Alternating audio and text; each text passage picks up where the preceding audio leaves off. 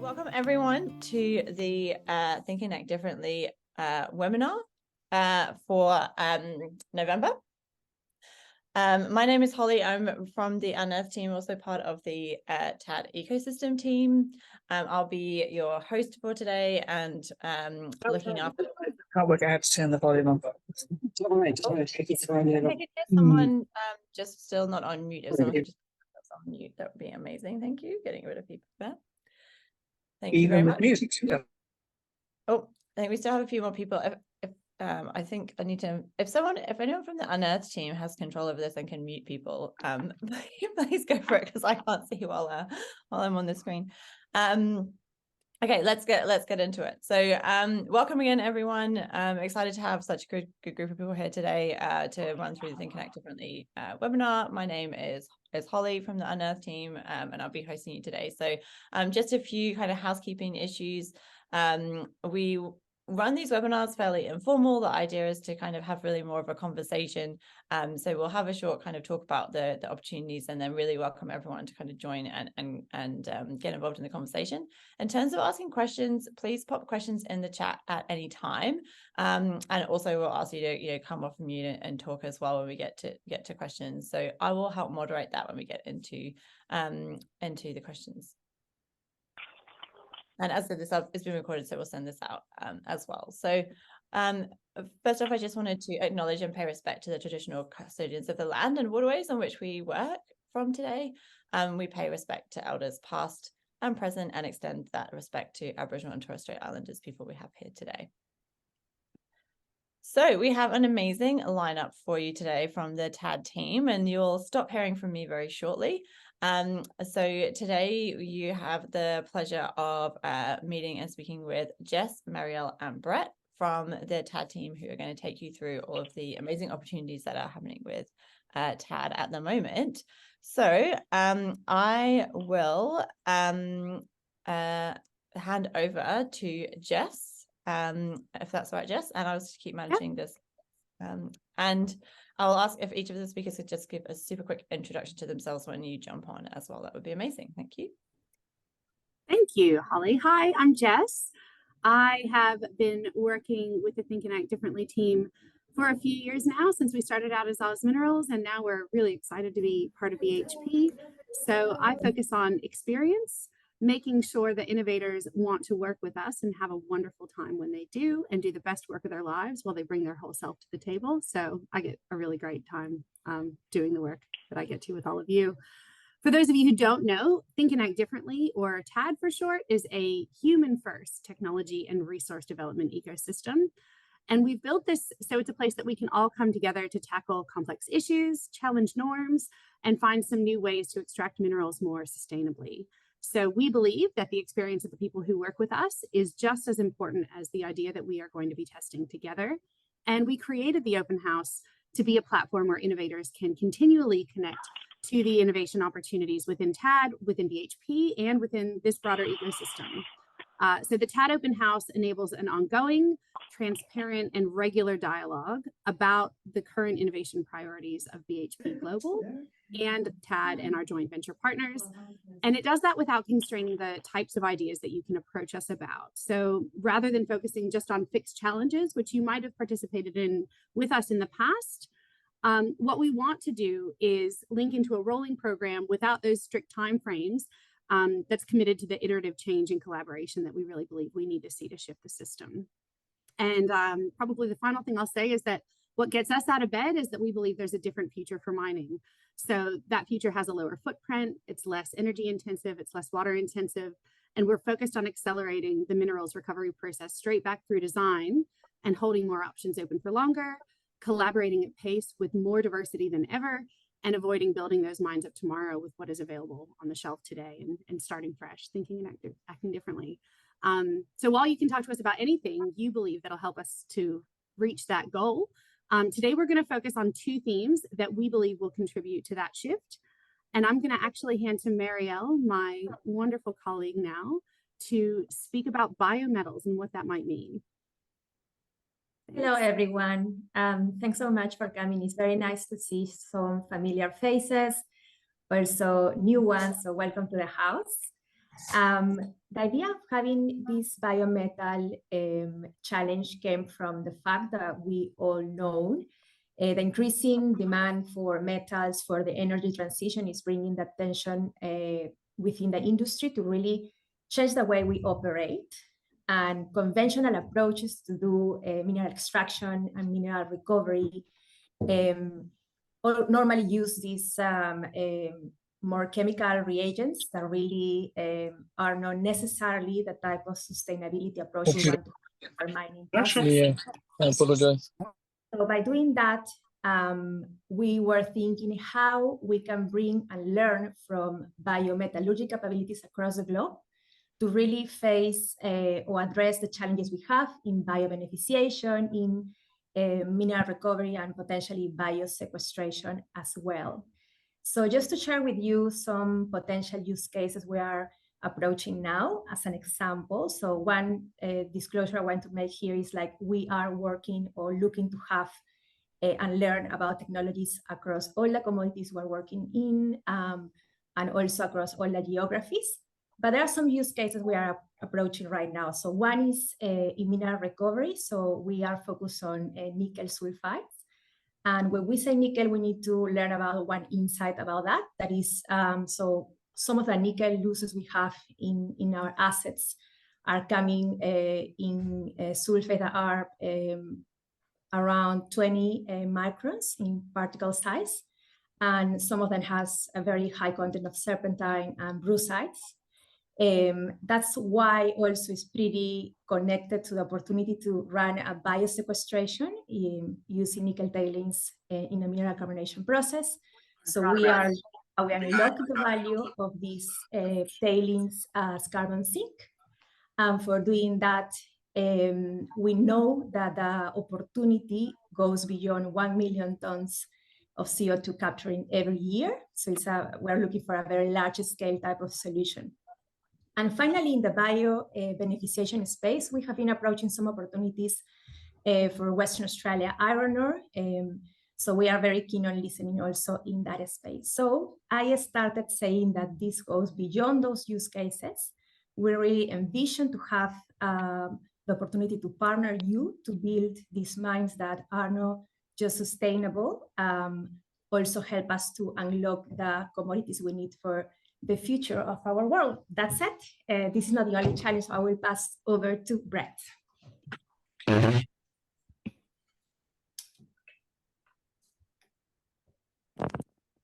Hey everybody, I'm going to have a brief chat to you about one of the other thematics that we're promoting for this particular section of the open house, and that's around comminution.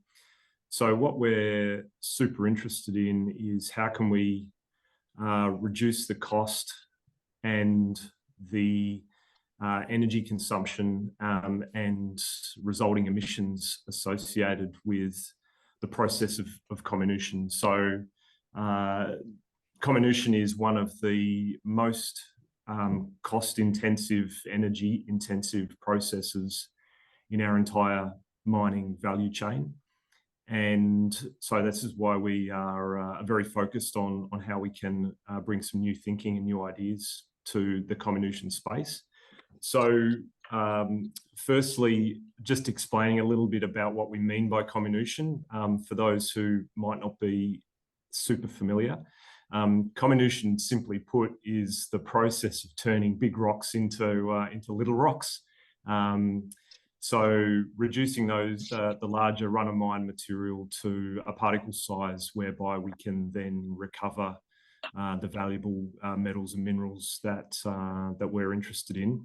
And I want to emphasize, for the purpose of the open house, we're not limiting our thinking to any particular commodity. So all of the commodities and ore types that BHP are focused on are all areas of interest for us from an open house perspective in this space.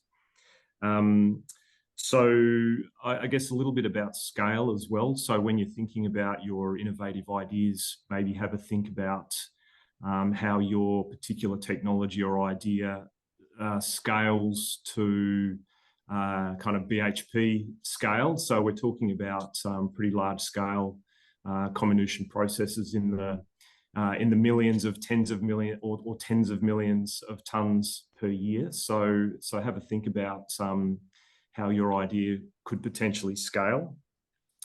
I think also I want to emphasize the fact that we're obviously aware that lots can be done downstream and upstream of the comminution process itself to reduce the cost and energy associated with comminution. So things like preconditioning, blasting, how we prepare the material for comminution, or sorting as a way of potentially reducing the amount of material that we have to grind, and also downstream opportunities, things like coarse particle flotation, where the particle size is coarser, has an impact on comminution. These are all areas of interest and focus for us, and so I don't want to discourage people from submitting ideas in those other spaces. But what we're really focused for this particular challenge is the actual unit processes associated with comminution itself. But please keep all those other ideas flowing into the open house, and the open house is always open, and we're always happy to receive your ideas upstream and downstream of the comminution space as well. With that all said, I think I'm going to pass back to, I'm not sure who's going next, Jess or Holly, back to you. It's me. Look at these faces. Really great memories associated with all of them. So I think we often say that ecosystem is our superpower, and we are really proud to have over 3,000 innovators from outside and inside the mining industry that have joined up through the open house, through the challenges, and just by signing up to the ecosystem. So we've enthusiastically, I would say, supported over 50 companies, and you can see some of them on your screen, and innovators to test their ideas with us so far. And again, it's really important to us that those ideas stay with the innovator and the IP stays with the innovator, and we help them build capability, get insight into mining, and build their own sustainable business so that we get those products on the shelf faster that everyone can use and change the industry. If you're really interested in working with us and you don't necessarily have an idea that you are ready to submit, I would love it if you could go to thinkactdifferently.com.au and just register to be part of our community. You'll hear about what we're doing and where we'll be, and just grow the community with us rather than having to actually bring an idea to the table all the time as well. If you do have an idea, we can skate on to the next one, Holly. Then submitting an idea to the open house is absolutely the best way for us to help you find the best home for that idea, hopefully within BHP, within one of our joint venture partners, or with an ecosystem partner as well. We support innovators to develop their technologies with funding for your experiment, with data, resources, samples, connections to peers, new customers, technical experts, and mentors. And we know that everyone's going to be at different stages, so we try to meet innovators where they are.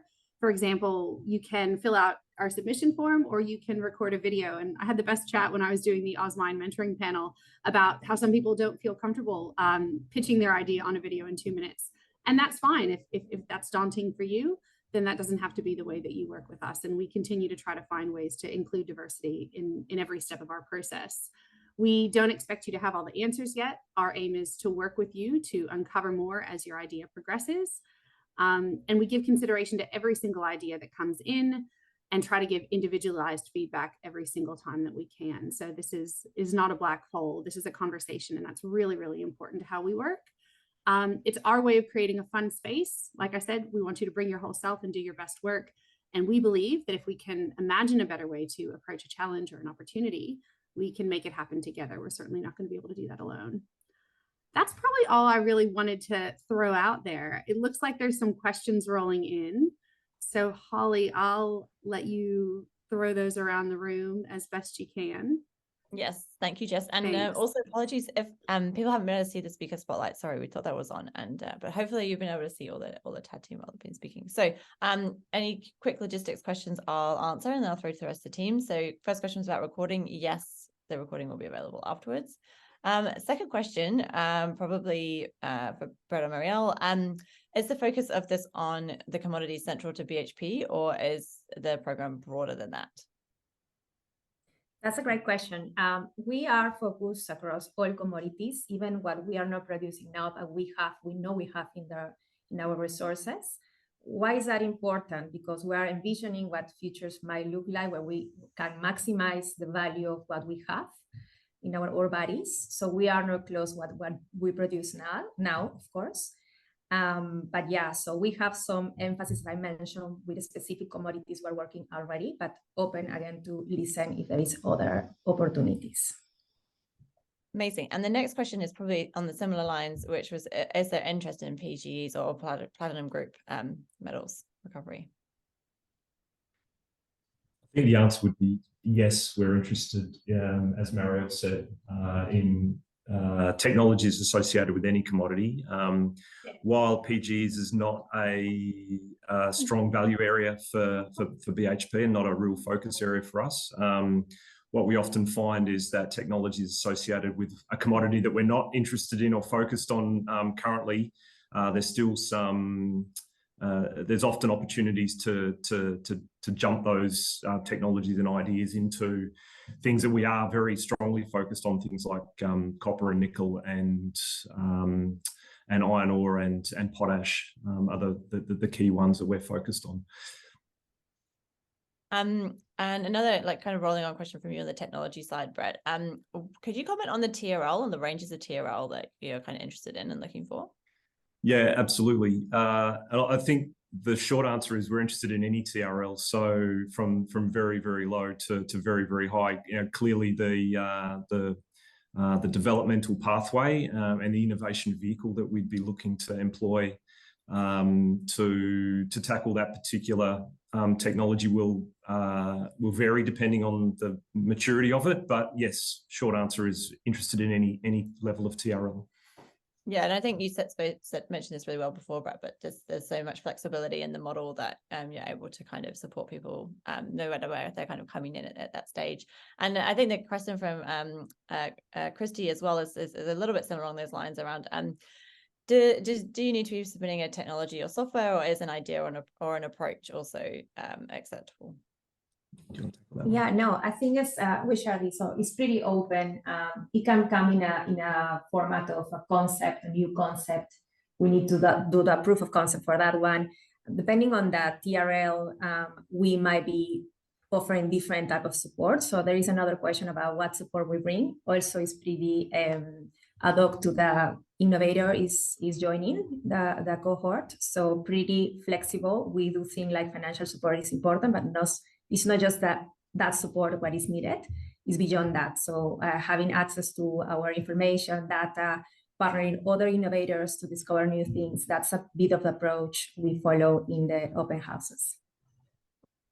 Amazing, thank you. Now I've got a few questions for you, Jess, on I guess the process. So and Mario, you just touched on this, but there have been a few questions just coming through on financial support and do you have dedicated funding for this, or is this a connector between other potential sources within BHP? And I think it's worth noting that Think and Act Differently is a part of BHP, and just I think you can potentially talk to what does the Powered by BHP mean and what that relationship is. So I'll leave those two to start and then get back to some more. So many great questions. Look, I guess to start, the Powered by is a really important signal for us and what it means, because we have never wanted it to feel like ours. We wanted it to feel like the collectives and something that everyone can contribute to. So that was a really important part of how we decided to name ourselves. So I'm glad you brought that up, Holly. In terms of funding, look, I always say, I think stakeholder value, and I see Ed Lewis on here, who I have a lot of conversations about with stakeholder value with. Stakeholder value is so much more important than just a dollar sign. So absolutely, we provide funding. Absolutely, we have budget. But also all the things, we also have that connective tissue to branch out to our joint venture partners to make sure we're not all testing the same thing in silos and wasting the resources of precious startups who don't have a lot of time or people to go out and retest things with every single vendor. But it's also a lot of those other things I kind of rambled off before. It's about running commodity 101 programs so people can help understand where their idea would even fit if they've never been on a mine site. If you're like me, you know, I've luckily gotten to go on them lately, but I certainly couldn't even visualize one before I got into the mining industry. So helping open up those doors and give people an idea of how they can connect in is really, really important to us. Connecting you to mentors and subject matter experts. We have worked with people who really just needed to understand the right people at the sites to have the right conversations to help them develop their products. And that's something that we're really proud to be able to do as well. So funding is part of it. It could be funding from BHP, and we do have budget for that. It could be funding collaboratively with joint venture partners. It could be quite a lot of different things. I think we customize it to make sure that people get the most out of the experience. And that goes back to what Brett was saying about TRL as well. Depending on where you are in your TRL journey, in your commercialization journey, in your development journey, we'll work with you to design an experiment to test your riskiest hypothesis and help get it to that next step and de-risk it collaboratively. I don't know how many other questions you wanted me to answer. I can't read the chat. I'm gonna throw a few more. I'll throw a few more to you, and then I'm trying to group them, and then I'll go back to. Sure. So I know that you can't comment exactly on this, but there is a question around, like, is there a budget limit, or how do people think about, you know, when they're putting their submission in, like what's the kind of range of budget that might be available? Sure. Look, we constantly challenge ourselves to think and act differently, and we use 3 words a lot, and they're pace, optionality, and diversity. And those are things that are really important in how we work. In my experience, and I have a project management background, as a lot of people do, the size of the prize and the pace can really be at odds. We've all seen the triangle. And so for us, we really try to move away from that 18-month, $2 million mining project that's hard to get up the ground and keep current. And we really challenge ourselves to work with people to say, what could we test with, you know, 50, 80 grand in 3 months, and run a few loops of that experiment where we're constantly learning and adjusting and including feedback, rather than setting out on a course while the context is shifting. So that's certainly not the only way we can do things, but it's our preferred way to get you into a cohort, working with your peers and your mentors and taking it to that next step. We have worked with established companies who have been already commercialized with their opportunities in other industries. And so there might be a slightly different approach into how we do things there. And then as we progress, obviously the size of the experiment and the cost of the experiment needs to increase significantly, but there are I guess, important ways of working that we want to establish before we get there. So we don't want to jump straight into that long-term field trial. We actually want to get to know each other and make sure this is a partnership that's going to last through something, I guess, more iterative and smaller to start. Amazing, thanks, Jess. I got a couple more questions for you. One of them I know you're going to love. So from Dennis, can you comment on the IP approach that you take, and can you talk a little bit about the application process, and feel free to flick some of that to me if you like as well on that one. Yeah, you can talk about the application process. I feel like I'm really chatting everyone's ear off. I mentioned it real briefly before. IP is important to us in a way that's probably not common. It's really important to us that the innovator keeps their IP. We certainly would never condone behavior we've seen in the industry where people buy IP and then let it sit on a shelf just so other people can't have it. We're all about industry and system change. So we want to help you build your business. We want to help you get your product on the shelf, and we want you to be able to sell it to lots of customers. In fact, we are committed to introducing you to our joint venture partners so you can sell it to all of us. This is something that's really important. We don't want to pay for things twice. So if we have funded an experiment that gets you an idea that turns into a product, then we ask for a license for it so that we can use it, but it's certainly not an exclusive license, and it's definitely with the support to go out there and be able to continue to grow that opportunity. Amazing, thank you. All right, I'll take the question on the application process, and then I'll hand back the next bulk of questions to Brett. Oh, Brett, you look like you wanted to jump in and say something there. No? Okay. All right, so just for everyone's context, for those of you, I know most of you should know Unearthed as well, but Unearthed and TAD partner on running the open house and the themes around the open house. So when you engage with the application process, you'll likely engage with some of our team as well. The idea behind the application process and the language that we use is to help you in the simplest way demonstrate the capability that you have that matches the opportunity that's in the TAD team. So the idea of the application process is it's a very simple form to fill in and capture some information at a very high level about how you want to approach this theme or this opportunity, and what is the value that you hope to bring, but also really clearly what you would like support in to take your technology or solution to the next level. And I think those are the 2 points that are really key. And Brett mentioned this before, to think through when you're putting in your application is, what do you really need from the TAD team and the partnership that will help you get to the next level, and what's the long-term value proposition for the types of things that you're working on. Really, that kind of application process is a phase of it's somewhat an expression of interest, and after that application process, we run this on a kind of a quarterly basis. The team are having a look through submissions, and the next step after that is really just a one-on-one conversation with the team to explore the opportunity a bit further. So happy to take any more questions on that as well. And Natalie, I absolutely love your question also. Can we form collaborative partnerships amongst ourselves and submit joint submissions? Absolutely, we would love to see that. And we know that a lot of the problems in our industry are multifaceted, and collaborations are the way forward, which is why the cohort model works so well as well. So yes, very much encourage that. Okay, right. I'll group the next couple of questions back to you, Brett and Marielle. So from Hani, if you're looking to support any TRL, will technologies that are already demonstrated for or closer to being demonstrated at pilot scale receive priority, or is the consideration of scaling more so in the potential of the technology? So do you have a prioritization in the TRL landscape? I think it's probably fair to say that we recognize that low TRL opportunities are going to take longer. I mean, that goes without saying, right? So we recognize that.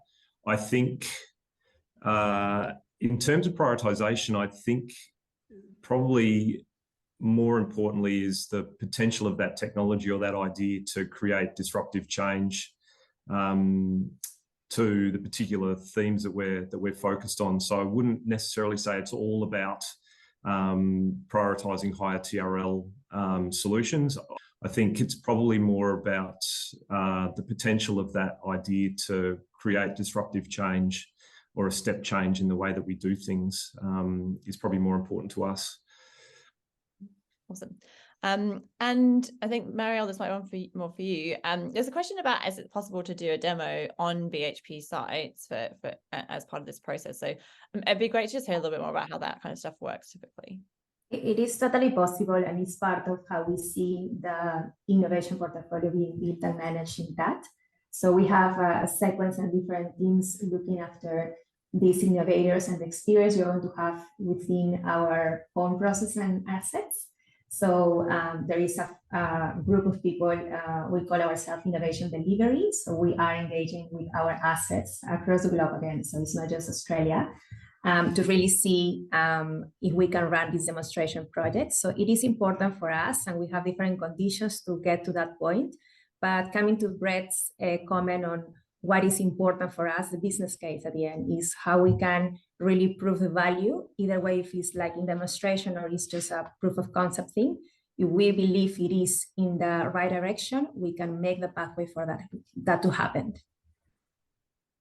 And a follow-up question from Hani, which I think would be great to dig into just to see how we can explain this a bit clearer. So in terms of what we're looking for in proposals, and it's worth, I think, saying, Hani, that the early stages, that kind of expression of interest, and you can work together with the team on actually designing that scope of work more clearly. But the question was, are we looking for proposals that are designed as phases with kind of small, low budget experiments to start with?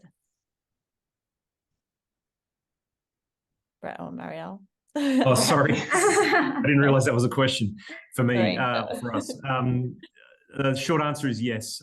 So I think going back to Jess's point, she talked about starting with small scale, low cost experimentation. We want to get to know you and build a relationship with you. And we also want to kind of grow into the technology development together and have the opportunity to pivot and change direction and do this in a pretty lean way. I think also you need to recognise that we're trying to push TAD to a situation where we have literally hundreds of these experiments running. And so the best way that we can do that is to start small and gradually scale over time. So our preference is, if you put forward a submission, is to think about what is the smallest, lowest cost experiment that you could do to start that journey. building your capability and our understanding and our capability as well.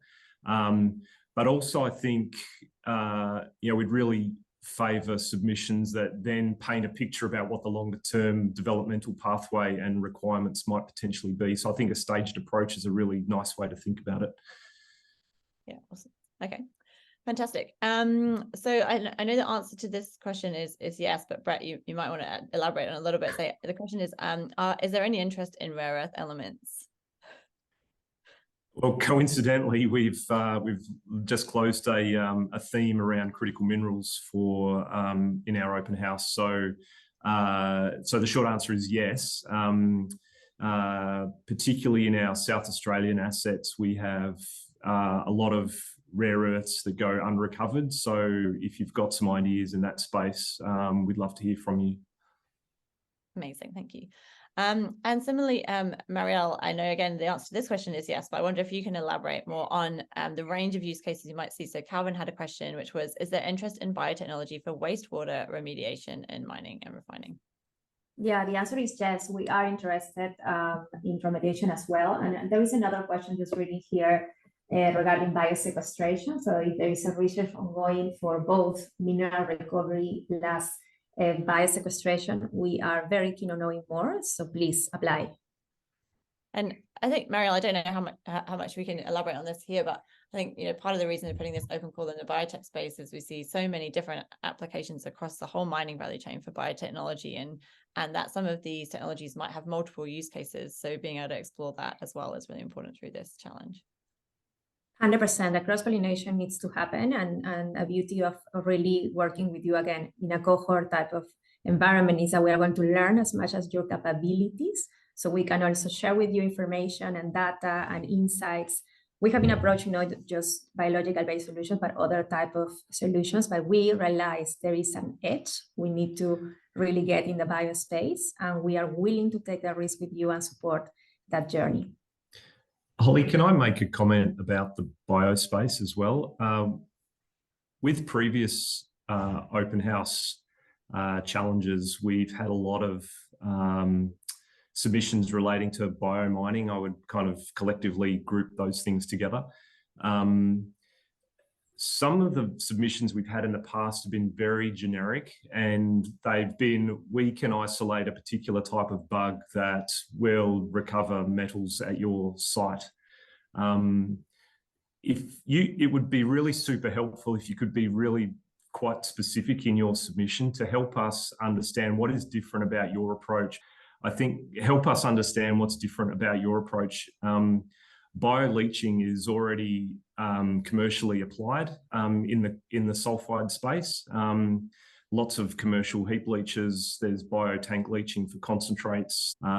We'd love to know what's different about and unique about your approach. Is it the type of bacteria? Is it the underlying chemistry? Is it the cost basis that goes into that? We really need to understand a bit more detail about what's different.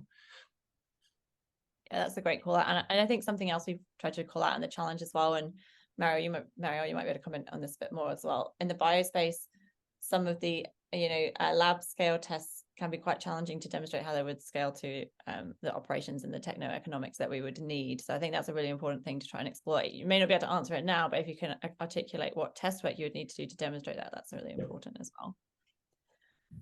All right, we have got so many questions coming through, so thank you, everyone. I'm going to flick back to Jess just to balance that out up a bit and then come back. Jess, a couple of questions for you, which I think these are great questions. How do you actually select the themes of the open house and all the challenges that you're going to put out? Look, it's a mix of different ways that we do this. We have a lot of conversations, as Marielle said. There's a whole sort of sub-segment of TAD, which is focused on interacting with the assets and doing workshops with them to identify opportunities for innovation within their operations. So that's one input. We also have our own sort of concept of operations framework, where we're constantly looking at the ways that we believe we can get towards that mine of the future. And when we identify gaps or white spaces in those concepts of operations and the modules that underpin them, those are other sort of inputs into that prioritization list. And it also just comes to us when a good idea comes up and we think that's something that we haven't thought of and we really want to test it. That's another really great catalyst. And also through conversations with some of our partners, our joint venture partners, and our ecosystem partners. So we take a lot of inputs from all of those. We do a lot of market scanning and trend analysis, and constantly meet with a lot of different segments of the ecosystem to talk about what's going on and where some of those needs are. And then we try to have a conversation around where we think the biggest bang for buck will be, and sort of how we might identify the most use cases and the biggest shift in the system that we can make with those inputs.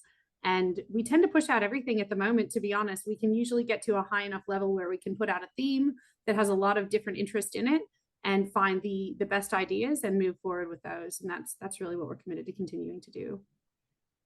Amazing. And without putting anyone in it, maybe in the next webinar, which will be in the new year, we can maybe go into the ConOps framework for everyone. Without putting anyone in it. Sorry, Brett. And so just another one for you from Angelo. Just a little bit around for early stage companies. So Angelo mentioned that it tried to do a demo of some technology before, but had issues with insurance and indemnity. And can you comment at all on how, I guess, BHP would think about that stuff from engaging with smaller entities? Look, I think, I guess, to take a step back, normally you've de-risked an idea enough that hopefully that I haven't had that get in the way yet. And I'll ask Brett and Marielle to lean in there. What we tend to do though is focus on, before we jump straight into testing something that's just being developed at a large scale where something like that would be quite risky, we use a lot of simulation or lab work or smaller sort of studies to start to prove up that case so that there is more support to be able to take that next step. So I can use an example. We're working with an amazing company called Nimble. I hope Greg doesn't mind the plug.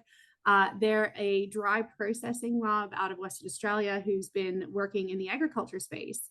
And he's got a huge machine that's really expensive and hard to move around. And we thought, well, rather than trying to get that out to site and straight away see if it can go from ag to mining, let's build a simulation module where we take a bunch of samples and we build kind of what we expect the results to look like and have a conversation about that to make the case and de-risk it to a point where that's not so much of an issue. So that iterative approach actually helps in a lot of ways. And I think that example is another one of them.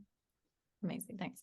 And question from Paul. I love this question, and I think it's a really interesting area to explore as well, around, I guess, how does TAD engage with other kind of people working in the ecosystem? So Paul just mentioned about Homeworld Collective, and basically saying, like, would BHP be open to working with non-for-profits or other groups that support communities within, of innovators within the biomining space, and what's the opportunity to work together? So specifically in this case, Homeworld Collective serves the climate biotech community. So there's going to be ranges of ways of working together. So I wonder if you could comment a little bit on how TAD looks at engaging with other ecosystem partners. Yeah, look, I just saw another, I've had to shut the chat now because I was getting so distracted trying to read and react to everything that I felt like I was about to get called out. But I saw another comment from somebody asking, can we all join our own team and then put in a joint submission? And I gave it a love heart because yes, is the answer to both of those questions. We love kind of putting people together in new and different ways, because I think one of the things that we found really interesting is there's a lot of technology on the shelf, and the magic is sometimes in finding that one diamond of an idea, but quite often it's in how you put it together, how you integrate it, and how you implement it. And so we love the concept of putting together different people along the value chain or in similar spaces to collaborate in new and different ways, because we actually think that is the unlock, and that's something we've been quite successful in doing in the past. So long yes is my answer. Okay, amazing. And last question for you, Jess, and then I'll jump back to the technical questions. Interesting one from Laurel. What kind of time allocation did TAD team members actually have for working on partnerships? Oh, that's interesting. So we're a constantly evolving model, is probably a good way of saying it. We believe in agility, both in who we work with and how we work. So what we've actually just started doing, because we've grown so exponentially when we joined BHP, is within sort of this external ecosystem space, we've divided it into who we want to be forming partnerships. And all of us have a very key part of our role to be building those relationships, whether it be with universities, with startups, with innovation hubs, with defense and government. So that kind of covers that in the external space. And then on the internal space, there's obviously a whole separate partnership strategy. But to be clear, I would say, depending on what's going on, the ecosystem team would be very heavily weighted towards always looking for those external partnerships, whereas the internal team is focused on internal partnerships. But it's critical to everything that we do. Amazing, thanks. I'll do a couple of quick fire process questions. So is this focused on just extraction, remediation, a whole life cycle? Definitely a whole life cycle, so kind of end to end. Can you submit more than one idea? Yes, absolutely. And what was the other one I was going to jump on? So we had a few questions about past success TAD stories, and I might ask Jess to jump back on this at the end. But the great thing, TAD have actually published white papers on nearly all of the projects that they've run, and there's around 8 innovators at least, or companies supported through each one of those. So those are amazing documents. So I'll send out a link with all of those in to everyone that's participated, so you can have a read. And then I'll ask Jess to jump back in at the end to comment on anything specifically. I just threw the link to our virtual engagement room, sorry, Holly, in the chat. And Holly will send out some more detailed links, but you can go in there and have a poke around and see quite a lot of the work that she's talking about. And we're actually looking at revamping that website to make it more intuitive and celebrate even more innovators. But I would say the white papers are a great start. Amazing. Okay, Brett and Marielle, back to some technical questions for you. So Comminution equipment technology, a large capital costs and require a large volume of feed materials for testing. So are these feed materials available for something testing in Comminution? Short answer is yes. That's the role that TAD plays, is to be the intermediary between the innovators and our assets. So we've literally got millions of tons of material that we can get access to. So we can get you samples to do whatever scale work you need to do. And at the right scale, we would eventually obviously move that work to site. And Ronan's also asked on the Comminution side, are you also interested in instrumentation to measure energy requirements? Yeah, definitely. I think we'd want to understand what's unique about that particular piece of instrumentation. How does it contribute something new that we can't already buy off the shelf? So definitely think about that when you're putting your submission in. But the short answer is yes, very interested in instrumentation, control strategies, simulation approaches. Think more laterally than just Comminution equipment itself. So anything that can help us, the whole toolkit. That's a good call out, Brett. And I think when we were framing the Comminution opportunity as well, because there's so many ways to reduce energy, we kind of did acknowledge that there's been a lot of work done in preconditioning, and then a lot of work done kind of in ore sorting, and then kind of coarse flotation as well. So kind of calling out that there is a bit of an opportunity still in the actual grinding and comminution circuits, but very much interested in anything else in that general kind of process for energy reduction as well. Alexi also asked a question about if there's any interest in innovative iron reduction projects. Not sure. We haven't explored that much. No, that's a great question. I think we haven't explored that much. So my first reaction is to apply, and we might find if that's something that we can offer something in the short term. But so we have an approach to iron ore, of course, and we have been working in even like how we reduce Scope 3, so not just Scope 1 and 2, but Scope 3 emissions as well. So we are interested in iron ore reduction for sure. But let's see how it goes in the strategy. So when you have an idea and you don't know, I think Jess mentioned that at the beginning, just jump and apply, because that will help us to connect you to the ecosystem we have, and then we can figure out what is the best way to engage. Amazing, thanks. And I do think it is a good jump to I guess to refine that point even more, Marielle. I think the TAD team are so well connected into the BHP business that we are really invested in trying to help understand where your technology can best fit. So there's plenty of opportunities to engage in other ways, not just through the cohort model as well. Okay, Jess, I might flick back to you to talk a little bit more about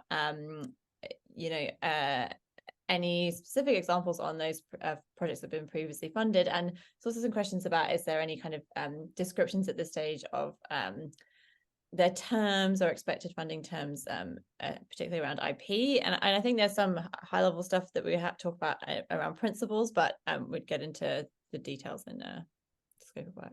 So, yes. So I mentioned that we're deploying a new website shortly, early in the new year. I look forward to getting online and telling you all about it. One of the things that I'm hoping we can do there is actually pop up those innovation sort of contract terms so everyone can just see them ahead of time.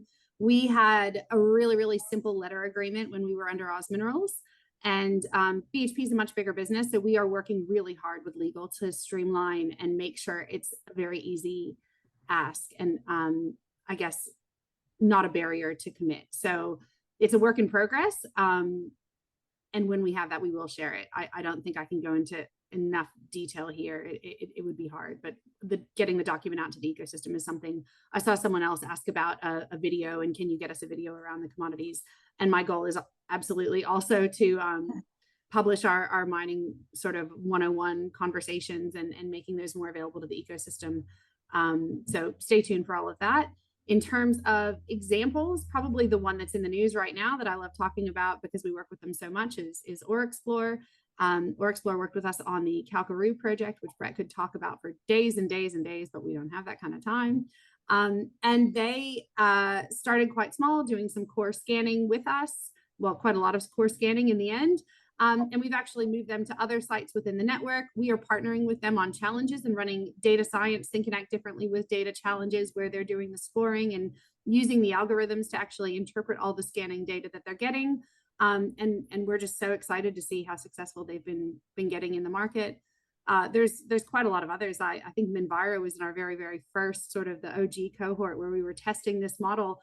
And every single day I wake up to news talking about how successful they've been on LinkedIn while they're going through their life cycle assessment tool over in the UK. Well, I guess everywhere. And I think actually that photo with us high-fiving at an Osmine conference was one of the newer Minviro employees who I hadn't met yet. You know, it was just the CEO, I think, really when we got started. So it's exciting to see them growing. Yeah, there's so many success stories, and I think there's so many more ways we can get those out there. And another favorite of mine recently has been Matt from Economical Energy, now rebranded new name, but you know, they're now heading over to be part of an incubator in the US, and really I've got some early stage funding. So you can see that there's just like so much growth in the ecosystem that comes through working with TAD. Question from Andre, I'll take this one on the timeline between submission and approval. So with the open house themes, we typically do run these over a quarter, or some of them have more specific timeframes, but essentially you'll find the on the open house site or the pages the more information on the timelines, but review on a quarterly basis, and you know, have some set timelines around a review and providing feedback. And then for those people that have kind of gone through to becoming part of the cohort, then you'll have a time frame to you know, finalize the scope of work in the cohort. So we try and do that fairly quickly over a number of weeks and months.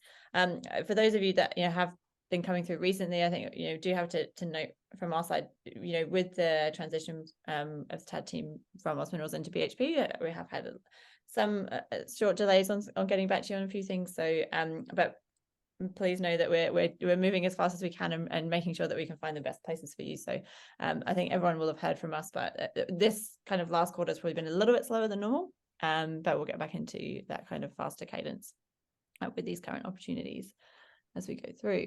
So we have around 10 minutes left, so if anyone would like to throw in any more last questions for the team to answer. I wonder if Jess also, and it wasn't in our kind of agenda, but I wonder if it might be worth talking just briefly about the joint venture, because I do think that's a really interesting opportunity for innovators as well. I think maybe we'll get Burkhard on to talk about the joint venture in the next ones. We have been working with a number of companies. We started out on an in-situ recovery theme, where we have jointly gone out and selected a number of innovators and built a cohort where Rio, Boliden, and other mining companies are actually working with those selected vendors to share learnings, share risk, and share funding to be able to accelerate those faster. I think we could get Burkhard or Harshita on the next call to actually sort of talk about how that's going, or even some of the innovators, but I probably don't want to go too far down that path, because once the cohorts form, that's their bread and butter to make that Yes, sing. fair enough. Amazing. And Brett and Marielle, is there anything that you would like to share or mention or talk to or ask of people before we close out? I think the only thing I was going to say, Holly, is there's lots of other questions in the chat, maybe relating to, we have a great idea. Should we, are you interested? I think Yes. the short answer to all of those is yes. So whatever you've put in the chat, are you interested? Yes, we're interested in all that stuff. Please make a submission. We'd love to have a chat to you. Yes, and just for clarity, I'll put the link for how you can submit. It was in that, or actually, Holly, do you want to put up the QR code again? Yes, good point. So people are super clear on how to submit. So again, if you want to submit an idea, this is where you go. If it's specific to BioMetals or Comminution, there is a separate link, but if you also just do it through the main channel, it'll get to the right place. And if you don't have an idea, but you're just really curious about what we're doing, please go to the website I popped in the chat, thinkactdifferently.com, and just sign up to be part of the ecosystem. It doesn't commit you to anything. We will not spam you, but we will continue to keep you in the conversation so that you can link in at the right time. Yes, for sure. And so the open house kind of application submissions are hosted on the Unearth platform. So you'll notice that the QR codes will link you down to the Unearth site. And as Jess mentioned, we're doing a bit of a rebrand of the virtual engagement room as well. So there'll be some new links there in the future. Any other questions about the process or applications? Paul asked, do applications need to propose a new technology or could it propose a program? Yeah, definitely open-minded, I think, just for technologies or programs and how to collaborate as well. Yep, as long as you're really, really clear. I know Brett said it 50 times. I'll say it for him one more time. Really, really clear on what's different about your idea, why we would want to test that as opposed to something we've already seen in the market. Yeah, and I will say from our experience, right, Unearth plays a role in helping review these submissions. One of the things that you often hear from us as innovators when you do submit is that that value proposition and the clarity of the support that you need is the number one thing that we often provide feedback that isn't clear. So if there's one thing I'd recommend is just really get some, make sure you kind of get a few different people to have a look at that value proposition and make sure that it's really clearly called out. And we want to help with that as well. We understand that not everybody's from mining and has a mining background, and so it can be really challenging to understand actually how to articulate that clearly. So if you are struggling, you want some help with that, please reach out anytime. That's a large role that the Unearth team plays as well, because we're trying to help, we're trying to make mining more accessible for people. And as Jess talked about that before with the Mining 101 materials as well. But yeah, anything we can do to help you with that, we really want to do that. Quick last question from Denise. What is your opinion about co-funding 6-month projects are not strongly valued for researchers? So I don't know if that means that probably research projects are a bit longer, so they might not fit that model. So I'm not sure. Can I ask the question? Oh yes, go for it. Well, I mean, because you at the beginning you were mentioning that maybe you are not looking for 2 million projects that are 18 months, etc. But on the other hand, I understand that you want to see progress on how the project is evolving, whether there are good results or not. But on the other hand, I mean, we have to also put PhD students in our case, or we have to put researchers. And it will be, we understand that you have your needs and your goals, but it will be nice to know if it's possible to use the funding that you provide for these 6-month projects, 1-year project, to leverage this and to convert it into a bigger amount of funding through government schemes or through co-funding with other companies, for example. Is this clear to you? Maybe I jump to add a comment there, because we work with universities and researchers across also many countries, and the experience to do that has been very positive. So we do acknowledge there is a lot of funding going on from the government to do research, And we have become industry partners, how they call, for many of those research. I think it is doable, it's possible. And again, so for us, it's pending how we are framing the opportunity to join that.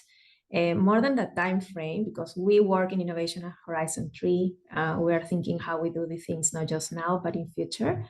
But it's pretty important to understand what is our relationship. So I think we have a group of people just dedicated for that engagement with unis. Would you like to add something, Brett? Denise, you've actually hit on a very specific challenge that we have faced many, many times through the open house and all the challenges that we've run over the last 3 or 4 years. This comes up a lot, and to be completely transparent with you, I think it's something that we're still trying to work out how to do. I think we're still trying to work out how to bring academia into, and I'm assuming you're from academia. Apologies if you're not, but Yes, I am. How do we adapt our model to suit university research where your timeframes are probably longer and you need to have relatively large budgets approved in order to secure the researchers, the PhD students, etc., to do that work. I think one thing I'm really curious about is, how can we work together to try to figure this out? So in a way that meets both of our requirements, because I think one of the things we've struggled with is how to create short-term value drops during the research program. So I'm kind of curious to maybe, and maybe this is something that the TAD team need to take offline as well, as how can we adapt and adopt maybe a different approach from working in that space with company or with people like you. But thanks for raising that. I just want to answer to also mention that this is a gap that we have, that we acknowledge that is very difficult, and we can actually achieve milestones, and we understand that, and it's clear to us, and that's why we are able to work with the industry. But on the other hand, it has to be a win-win situation, and I think that's where things are not that we are not going to work as consultants, as a consultancy. You know what I mean? I do know exactly. So my suggestion at this stage, as an action, would be please make a submission, and we'll make a note. And I think there'll be an opportunity to probably have a follow-up conversation. All right, thank you so much, everyone. I know we're at time. I will go back through the questions in case there's anything that wasn't answered, but I just want to say a huge thank you to everyone for jumping on and getting involved today. It's been wonderful to re-engage with so many people in the ecosystem, and super excited to work with so many people. I will flick to Jess to do a final closeout and thank you, and I will send the recording and notes to everyone as well. I just want to say thank you. I'm excited. I think Holly said there were 225 people who registered this time. That, in my book, I reckon is a record. So welcome, and we're really happy you were here. And if you think this is the kind of way you'd like to work, I do feel like a broken record, but go to thinkactdifferently.com and register for the ecosystem, because we're really excited to find new ways to collaborate with all of you. And I loved that education sort of research conversation when I was talking before about all of us having dedicated time to establish partnerships. She's not on this call. There's so many people we need to get on the next webinar. I need to prioritize how we're going to talk about all these things and have more of them, obviously. But we do have someone on our team who is dedicated to building out that framework for how we can more effectively engage in the academic space. So it's definitely something that we want to continue talking about, and we'd love to stay in touch. I'm really appreciative of you highlighting that gap and being brave and open about it. So just thank you. Thank you, everybody. And I really hope to see you all again.